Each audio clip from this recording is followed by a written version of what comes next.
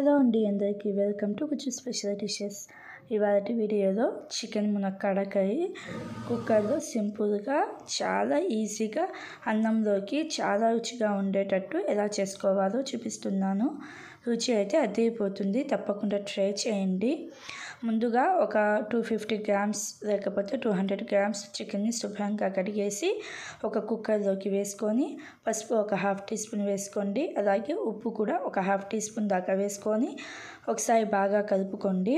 ఇప్పుడు stove on చేసుకొని మంట లో ఫ్లేమ్లో పెట్టేసి కుక్కర్ని స్టవ్ మీద పెట్టేసి పైన మూత పెట్టేసి లో ఫ్లేమ్లో ఉడికించుకోవాలి. మధ్య మధ్యలో ఇలాగ కలుపుకొని మళ్ళీ పైన మూత పెట్టేసి ఉడికించుకోండి. నీళ్ళు ఏమి వేయాల్సిన అవసరం లేదు. చికెన్లో నీళ్ళు అవుతాయి కదా, అవే నీళ్ళు సరిపోతాయి. ఆ నీళ్ళు ఇంకిపోయేదాకా ఉడికించండి. నీళ్ళు ఇంకిపోయిన తర్వాత మంట ఆఫ్ చేసేయండి. మంట ఆఫ్ చేసేసి కుక్కర్లోకి 2 చిన్న సైజు టమోటాలు సన్నగా కట్ చేసుకొని వేసుకోండి. 4-5 పచ్చిమిర్చిని ఇలాగ సన్నగా కట్ చేసుకొని వేసుకోండి. అలాగే ఒక పెద్ద సైజు ఉల్లిపాయని ఇలాగే సన్నగా కట్ చేసుకొని వేసుకోండి. ఇలాగ టమాటా, ఉల్లిపాయలు, పచ్చిమిర్చి ఇవన్నీ వేసిన తర్వాత నూనె ఒక 3 టేబుల్ స్పూన్ల దాకా వేసుకోండి. స్టవ్ ఆన్ చేయాల్సిన అవసరం లేదు. స్టవ్ ఆఫ్ చేసేసి వీటన్నిటిని వేసుకోండి. సాల్ట్ కూడా ఒక హాఫ్ టీ స్పూన్ దాకా వేసుకోండి, తర్వాత చూసుకొని వేసుకోవచ్చు.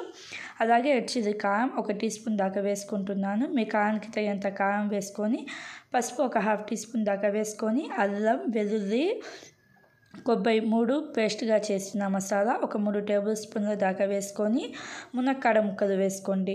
ఇలాగ మునక్కాడ ముక్కలు వేసేసిన తర్వాత నీళ్ళు ఎక్కువ పట్టవు, జస్ట్ ఒక పావు కప్పు కంటే కూడా కొంచెం తక్కువ వేసుకోండి. నీళ్ళు కొంచెం వేసేసి ఒకసారి బాగా కలపండి. ఇలాగ ఒకసారి బాగా కలుపుకున్న తర్వాత సన్నగా కట్ చేసిన కొత్తిమీర కొంచెం ఎక్కువ వేసుకోండి, టేస్ట్ బాగుండిద్ది.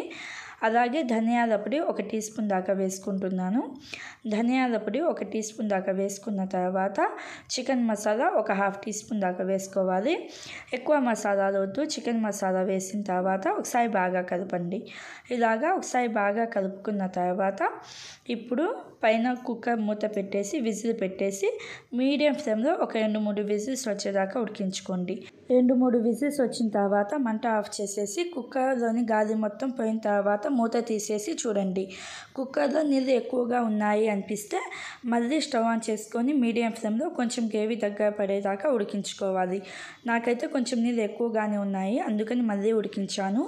ఒకవేళ మీకు కుక్కర్లో నీళ్ళు ఎక్కువ లేవు, గ్రేవీ సరిపోతుంది అనుకుంటే మళ్ళీ ఉడికించాల్సిన అవసరం ఉండదు. అంతే అండి, చాలా ఈజీగా సింపుల్గా కుక్కర్లో చికెన్ మునక్కాడకాయ అయితే రెడీ అయిపోయింది.